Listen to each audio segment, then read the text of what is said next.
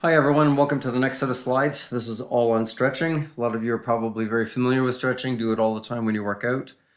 But the one thing I want you to take note of is that stretching is not always the answer, although massage therapists always give stretching as part of their prescription for aftercare. But the thing I want to sort of move on about when we get to the later slides in this lecture is around strengthening and so forth. So tight, short muscles that need to be stretched aren't always the cause of pain, discomfort, or dysfunction. So I'll get into that as we move along.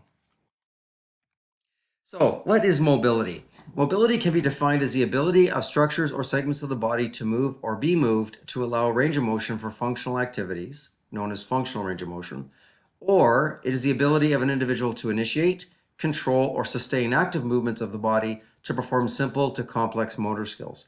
So, we look at it from a joint perspective. How is a joint moving? Is it working in the full range? And if it's not, why? What's wrong with the mobility of that joint? All the way to the requirement of mobility in order to perform particular functional tasks, turning a screw, opening a door, whatever it might be. In relation to functional range of motion, the patient requires joint integrity as well as flexibility. So when we look at joint integrity, we're talking about how do the two bones within that joint relate to each other? Is there any issues with that relationship that may be limiting the movement or range of motion? But as well as flexibility, looking at the tissues that either surround and or are part of the joint. So the soft tissue that cross or surround the joint, the muscles that cross or surround that joint. So tendons, fascia, joint capsules, ligaments, nerves, blood vessels, and skin. All of these need to have flexibility or extensibility in order for a joint to move properly. So when we look at someone who is lacking range of motion, we have to start asking ourselves, why? What's going on here? Is it a multitude of different things? And that's what the assessment's all about, is to figure out what's going on. Range of motion needed for normal functional activities does not necessarily require full or normal range of motion. The example I'll give you of that is a knee prosthetic. So under normal circumstances, knee flexion, that heel should go right to your glutes. But when we put a prosthetic knee in, it never gets to that again. And what we look for from a rehab perspective with an artificial knee, a prosthetic knee, is 90 to 100 degrees of flexion. That is considered to be functionally correct, that with 90 to 100 degrees of flexion at the knee, the patient will be able to functionally do almost all tasks. So hypomobility, we're talking about mobility. What gets or limits mobility when we look at the human body, hypo meaning below or less than. So this can be caused by adaptive shortening of soft tissues as a result of many disorders or situations. So prolonged immobilization.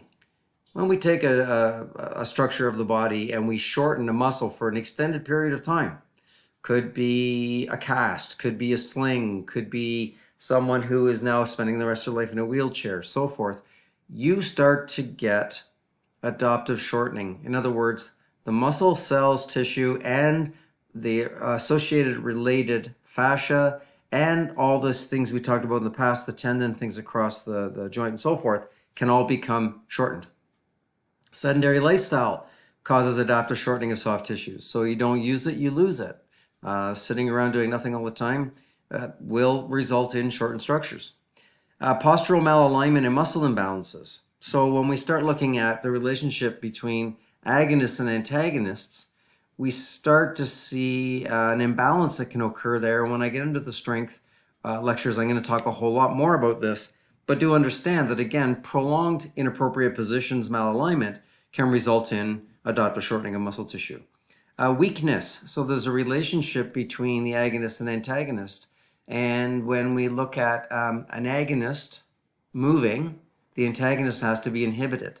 So when we look at a point of weakness in the relationship between the agonist and the antagonist, if one of those muscles is weak, the other one will take advantage and result in shortening. Tissue trauma resulting in inflammation and pain can result in this. And of course, congenital or acquired deformities, and those are things that can occur in development inside mom that results in shortening because of the position of a joint may be not in. Flexibility, from a term, is the ability to move a single joint or a series of joints smoothly and easily through an unrestricted pain-free range of motion. So what we're looking at when we're asking our patients to move their limbs when we're doing an assessment, you guys have kind of already started that with active. Muscle length in conjunction with joint integrity and the extensibility of periarticular soft tissues determine flexibility. So we've said it a couple times now where we have to look at when there's lack of range of motion, we have to ask ourselves what's going on. What is it that's limiting this range of motion? Is it the integrity of the joint between the two bones? Is the skin too tight? Is the tendon too tight? Is there scar tissue somewhere? A lot of things come into play in terms of being able to have flexibility. So we can say then that flexibility is related to the extensibility of the muscle tendon unit that crosses a joint based on the ability to relax or deform and yield a stretch force. When we use the term deform, when we're looking at tendons, it's about its ability to deform and stretch and elongate. So it has to be able to do that. Proper arthrokinematics, if you remember, this is the glide and slide and so forth that we see when we're looking at the relationship of the two bones in the joint. So one's gliding and sliding in the right or the opposite direction. We have limitations on arthrokinematics. We also get limitations on range of motion. And of course, the ability of periarticular connective tissue to stretch or deform as well. So this includes the skin, superficial fascia, and so forth. When we look at flexibility, we have two types. From a REM-X point of view, we have what's called dynamic flexibility, which is also known as active mobility or active range of motion. It's what you guys have been doing in the lab up until this point, where you've been watching someone move their limbs through a range of motion to get a sense of how much they have or they don't have. So in other words, the degree to which an active muscle contraction moves a body segment through the available range of motion of a joint is what we call active range of motion. You're watching when a patient puts themselves through a range of motion, the muscles related to that motion, are they possibly working properly in order to allow for the movement? The second is called passive flexibility, which you also know as passive range of motion or passive mobility. Although you may not know, I don't think you've taken it yet, you will next semester. But passive range of motion is what you do or an external force does to the movement of a joint, a movement at a joint through a limb. So this is you pushing or pulling a limb through a range of motion. The degree to which a body segment can be passively moved through the available range of motion is what we mean by passive range of motion. Again, an external something or you as the therapist moving the limb through the range. Passive flexibility is a prerequisite for, but does not ensure dynamic flexibility. So you need passive flexibility in order to have active or dynamic flexibility. You don't need a complete amount of passive flexibility to have dynamic, but it certainly plays a role. A term you're going to hear coming up in the coming semesters, especially when you go to long-term care, is something called a contracture. This is a much more significant form of muscle shortening. This is restricted motion from mild muscle shortening to irreversible contractures, whereas the connective tissues are stuck and thick and they can't move. A contracture is defined as the adaptive shortening of the muscle tendon unit and other soft tissues that cross or surround a joint, resulting in significant resistance to passive or active stretch. So you've got so much shortening of all these structures. It's pulled the two bones closer together within the joint of the muscle that's related to that joint. More often than not, what we see, it's a neurological thing. We tend to see contractures post-stroke.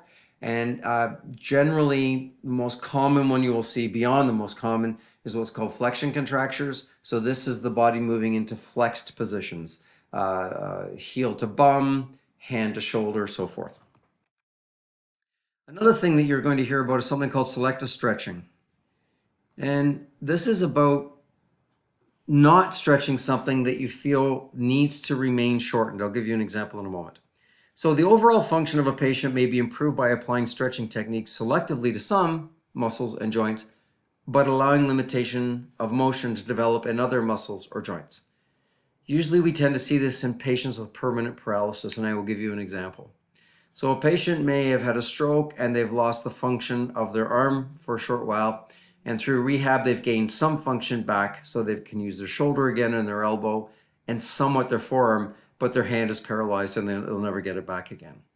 What the therapist will do is allow the hand to move into a mild form of flexion. So think of almost grabbing a bowl of a wine glass. So your fingers are around the bowl and your thumb, and you're holding that wine glass. So your fingers are all in a small amount of flexion, including your thumb, sort of making a circle like a C. We want the hand to get stuck in this position rather than too tight or too open, because this is considered a functional position. And from this position with the hands in this minor flexion, the patient then can grab a glass, hold a mug, and so forth. So this is an example of where we wouldn't want to stretch the hand out too much. We do want some tightening there. Overstretching is something you're not going to see very often, but basically this is us causing hypermobility at a joint and moving the soft tissues beyond what is considered normal range of motion based upon authors and studies and books and so forth. But the only time you ever see this is individuals who require excessive ranges of motion, such as figure skaters, gymnasts, and competitive cheerleading. Would be an area where you might have to excessively stretch someone to meet some of the positions that are required in their sport. So interventions to increase. So what have we got here? We've got passive stretching or assisted stretching, so you helping the patient move. We've got self-stretching. This is active stretching, so the patient doing it themselves. So this is something you might do in the gym quite often. We've got something called neuromuscular facilitation and inhibition techniques. This is what the next set of slides is all about. These are known as PNF stretching. Muscle energy techniques, which is something that is done in the osteopathic world. Joint mobilizations and manipulations. So this is actually moving the joints in those arthrokinematic ways. We do mobilizations. We do not do manipulations. The example of a manipulation would be a chiropractic adjustment, but you will be learning joint mobilizations. The next one is US True and True. Soft tissue mobilization and manipulation. So this is the application of specific and progressive manual forces. So sustained manual pressure or slow deep stroking. This is what we do. So this can be used to increase mobility of soft tissues, this massage stuff. The last one is called neurotissue mobilizations, also known in the rehab world as flossing. These are movements that occur in the peripheral joints. So it could be hand, wrist, forearm, shoulder, or foot, knee, hip. This is moving these limbs in a particular way that places stretch on the nerve. It could be that you're stretching a nerve peripherally between structures in the limb, or it is that you're actually stretching the nerve in the neck at the nerve root area where it exits the spinal column. And this is allowing for extensibility of nerve to happen, especially in light of an impingement.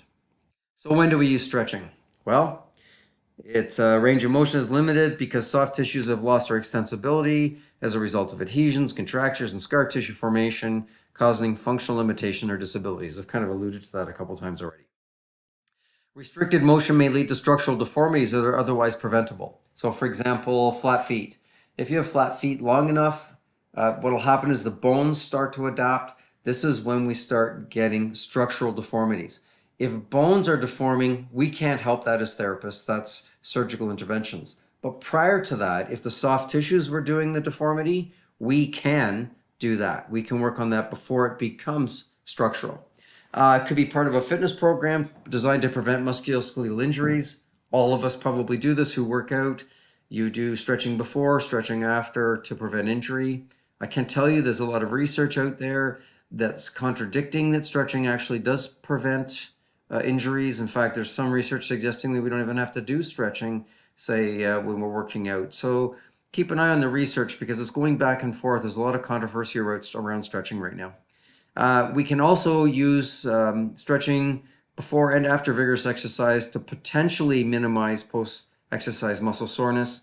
Again, this is pretty controversial. There's a lot of research that suggests that stretching does not prevent muscle soreness after exercise, and that's still out there, and there's no definitive answer yet. When don't we stretch? We don't stretch when there's a bony block. So this is if someone's moving a limb in a range, or even we're doing it passively, two pieces of bone come together and it can't go any farther. So imagine you're extending out your forearm till your arm is completely straight. Posteriorly, you have the olecranon in the olecranon fossa, the olecranon of the ulna and the olecranon fossa of the distal humerus. These two bones come together in extension, can't go any farther. We couldn't stretch it anymore if we wanted to. If we have a recent fracture or a bony union is possibly there, it's incomplete, we don't stretch that. Evidence of an acute inflammatory or infectious process or soft tissue healing could be disrupted in the tight tissues around that. So obviously we have some relatively new surgery. We don't want to spend any time trying to stretch that tissue until it heals a bit more. If there is sharp acute pain with joint movement or muscle elongation, we don't stretch that. If we see hematoma or fairly acute tissue trauma, we don't do it there. We do not try to stretch if hypermobility already exists. We don't do, if we've got short and soft tissues provide necessary joint stability, when I was talking about specific stretches, if we determine that a tight structure is maintaining stability in that joint, we are certainly not going to go off and stretch it. If any of you happen to have chronic shoulder dislocations, which does happen with some people, the one thing we'll want to do is keep a lot of the muscle tissue surrounding or crossing that joint somewhat tight in order to help provide stability to that GH joint. And then shortened or soft tissues enable a patient with paralysis or severe muscle weakness to perform specific functional skills otherwise not possible. Like I explained with the hand in the functional position, maintaining that functional tightness. So, mechanical properties of non-contractile soft tissue. I'll give you a moment to think about what represents non-contractile soft tissues. I know the list is there, but have a thought about it. So we're talking about any tissue that doesn't contract. So this includes ligaments that cross the joint and hold it together, the tendinous portion of a muscle, the joint capsules that surround the joint, the fascia that we find all around the joint and the skin and so forth, and the non-contractile tissues that we find in muscle and skin. Any one of these tissues can develop adhesions and contractures that will prevent or affect the joint's ability to move through normal range of motion. So again, now you've been sort of having some discussions in lab in regards to looking at someone with limited ranges of motion and asking yourself, why does someone have a limitation of range of motion? You have to start thinking about some of these other things that may be the cause of limited range of motion. As you go into your assessments class in semester 3, this is where we start looking at asking ourselves, a patient has limited range of motion, what kind of tissues or structures may be preventing this? When stretching non-contractile tissues, ultimately we are remodeling its basic architecture. So this is a deliberateness. You're going to learn that, say when we have scar tissue or adhesions, we do deliberately want to stretch and deform that soft tissue to realign the fibers to give more range of motion. You're going to get a whole lot more in this in the coming semesters. Okay, the stress and strain curve. So when we look at the stress and strain curve, we're looking at connective tissue. And basically what we're looking at, it's mechanical strength. You've probably seen a mechanical strength machine where they have two pieces of metal with a hook and they put some sort of tissue between the two of them. And the machine pulls the two ends farther apart from each other until whatever's crossing those hooks breaks. Well, what they're looking at is the strength of it. How much strain can I place on it before it disrupts or breaks? So when we look at this, we're looking at, for example, what we call in terms of stretching, thinking of as the tissue is getting longer. Okay, we're applying a passive stretch. So as I'm slowly stretching the tissue, the first thing that will happen in that pull or that tension that's being created from the stretch is what's called the toe region. There's considerable deformation, which means the tissue is stretching, but you're not using much force yet. What happens is collagen in normal tissue, resting tissue, is wavy. And this waviness allows lengthening of that connective tissue to some degree before those collagen fibers get where they're perfectly straight. Very similar to the titin that we were talking about at the ends of the myosin molecules. So the toe region is, I've placed some stretch on here. Collagen fibers are still wavy, but I note some deformation, some lengthening. From the toe region, if we continue applying a stretch to the tissue, we reach what's called the elastic range. The tissue is taken to the end of its range of motion, and a gentle stretch is applied. The collagen fibers now are straight and lined up. There is some microfailure between the collagen fibers, and some water may be displaced from the ground substance. So we are deliberately trying to stretch the collagen fibers here to have them line up properly, because maybe they're all stuck. Remember, I was talking about the toothbrushes and the water molecules, and we want connective tissue to be wet. So this is one thing that we do. If we go only into the elastic range and relax the tissue, you get complete recovery and the tissue returns back to exactly where it was. From the elastic range, we go into the elastic limit. So this is the point to which the tissue does not return to its original shape and size. Shape and size. It's the elastic limit of the tissue. So I notice some shortening. I want to do a passive stretch on my patient. I take that tissue into the toe region. As I apply more force, I go into the elastic range, which means those collagen fibers are lined up, and I'm starting to feel a greater amount of resistance in the pull of those tissues. I want to move a little bit further into the elastic range, where I am going to start to see some fiber microfail to some degree, and when I release it, that new length will remain there. The tissue will not bounce back to its original shortness. So this is a little more farther into the stretch.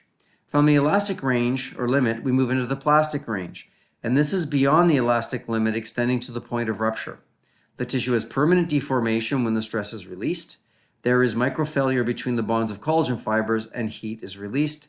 The fibers can rupture, which ends up in increased length.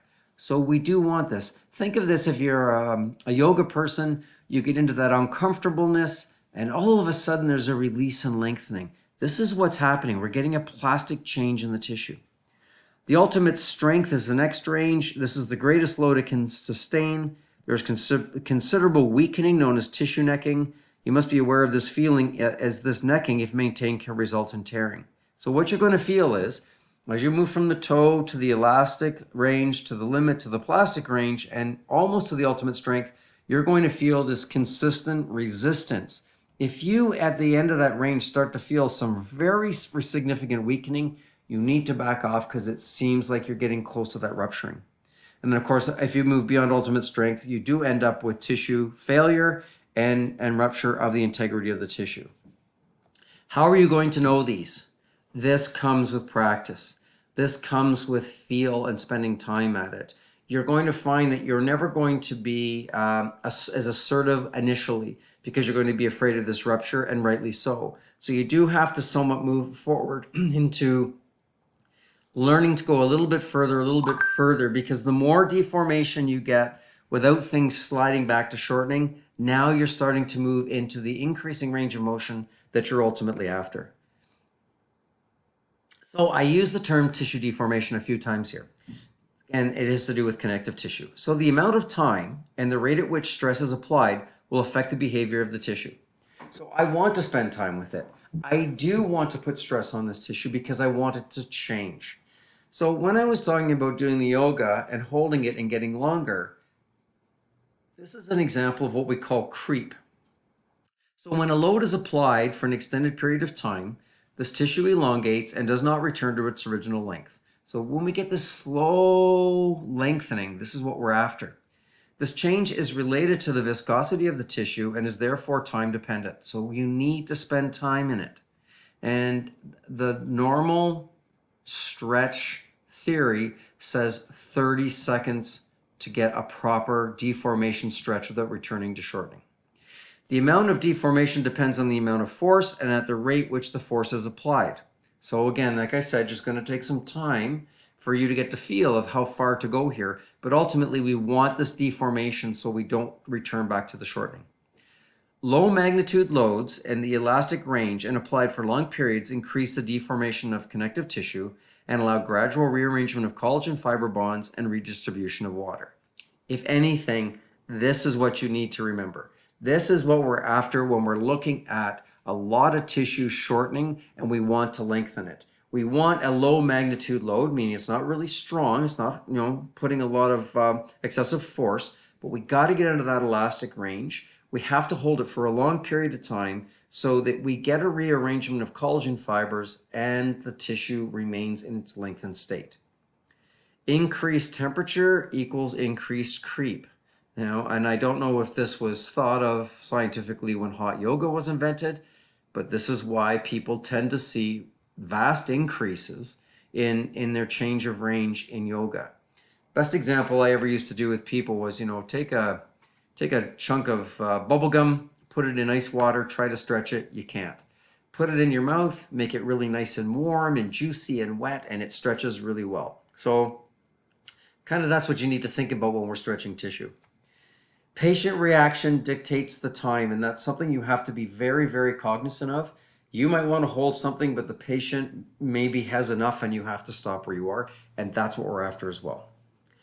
Stress relaxation. When a force is applied to stretch a tissue and the length is kept constant, after the initial creep, there is a decrease in the force required to maintain that length, and the tension in the tissue decreases. So you place it into that elastic state, you start to get this creep and change. You don't have to be pulling or pushing as forceful anymore. You can back off and the creep will come on its own. And you're going to get lots of practice at this, don't worry. I'm just doing the theory part. Intensity. How much load to place on a tissue to elongate it? Because I'm giving you these things, but the question is what? Stretching should be applied at a low intensity by means of a low load. Okay, so we're starting slow, we're being easy with it. It's more comfortable for the patient to have this and minimizes voluntary or involuntary muscle guarding. So if any of you have ever got into a stretch where the muscle is twitching, you need to back off. That's the muscle telling you that it's gone too far. We're going to talk about what that means or what's going on here shortly, but that's what we're talking about. We don't want to get there. But as long as it's low intensity and a low load and we're feeling this creep, we get the elongation of connective tissue, which is what we want. So I kind of spoke of this a little bit in terms of duration. The period of time a stretch force is applied and shortened tissues are held is what we mean by the duration of stretch.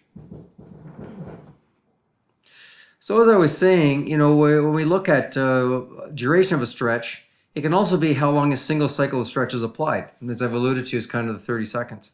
But if more than one repetition of stretch is carried out during a treatment session, the cumulative time of all the stretch cycles reflects the total duration of stretch.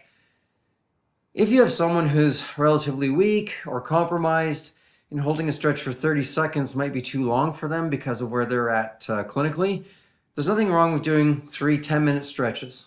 Three 10-second stretches to get your 30 in. There's ways around it. So a stretch cycle might be 30 seconds, which is the norm, but maybe you're doing 10 seconds and you would do more than one of those. The shorter the duration of the single stretch cycle, the greater number of repetitions applied during a stretching session. So again, you're keeping in mind how compromised your patient is or is not. Have a look at page 88. There's some stuff in there that might help you a little bit. Static stretching. So static means no movement. This is the most common form. This is the one that most of us do all the time when we're in the gym or we've learned at school. The tissues are elongated just past the point of tissue resistance and held in the lengthened position with a sustained stretch force over a period of time. Studies have shown stretch cycles from 5 seconds to 5 minutes, with the majority of consensus being 30 seconds. From your point of view, in terms of what the CMTO is going to be looking for, if you are asked to do a stretch in your OSCE for license, they're expecting a 30-second stretch. And yes, they're going to count and make sure you hold it for 30 seconds. You're not allowed to pretend and say verbally, I would hold this for 30 seconds. You actually need to. Static progressive stretching. So what happens is shortened soft tissues are held in a comfortably lengthened position until a degree of relaxation is felt by the patient or therapist. Once we hold that for a bit, those shortened tissues are then incrementally lengthened even further and again held in the new end range position for an additional period of time. So you go into stretch, you hold it for 30. You go into a new position, you hold it for maybe 10, 15. Go into another position and you hold it for another 10 or 15. And I know the first question you would ask is, when do you stop? Well, two reasons you would stop. One is the patient has had enough. And the second would be you're not seeing any more change. The muscle is no longer getting any longer. It's kind of staying stuck where it was. Now there's something called cyclic or intermittent stretching. So these are short duration stretch forces that are repeatedly but gradually applied, released, and reapplied. It is applied for multiple repetitions during a single treatment session. End range stretch force is applied at a slow velocity, so slowly and controlled. You go to end range stretch. Some research suggests a cycle stretch held between 5 and 10 seconds. That's going to come back in a moment here when I get into the PNF lectures. And some consider this type to be the most comfortable for patients, sort of moving in and keeping them 5 to 10 seconds. How much speed does one place on the tissue when they're stretching it? We all traditionally use slow applied. So the idea is that by slowly applying the stress to the stretch of the tissue, the likelihood of injury diminishes immensely. So slow applied minimizes muscle activation and reduces the risk of injury to tissues. So remember, as I said, if you stretch too far and you're getting the twitching, you've gone too far, you need to back off. So going slowly minimizes that muscle activation of contraction. It reduces post-stretch muscle soreness by going slowly, and the stretch force should also be released gradually. So we don't take a long time to lengthen muscle and then quickly shorten it again. We take almost as much time bringing it back and back to normal range. Ballistic stretching is something that, we've all been told never to do. It's that bouncy stretching. So it is a rapid, forceful, intermittent stretch, high speed, high intensity. In other words, quick bouncing movements that create momentum to carry the body segment through the range of motion. And we've all been told no longer to do this. But research shows both static and ballistic improve flexibility equally, but ballistic stretching causes greater trauma and more residual muscle soreness. So the reason we moved away from ballistic bouncy stretching is because it can cause greater trauma to the tissue and result in a bit more muscle soreness. But from the perspective of outcome, static and ballistic are the same. It is not ballistic is not recommended for sedentary and elderly patients and those with musculoskeletal pathologies. But in some cases, some athletes, some required movements, highly trained athletes involved in sport like gymnastics, which requires dynamic flexibility, may benefit from this type of stretching. So again, you're always keeping in mind in terms of, looking back on that kinesiological assessment, all the different things you want to look, all the different things you wish to look at in terms and including what it is that they do for a living or in their sport or so forth.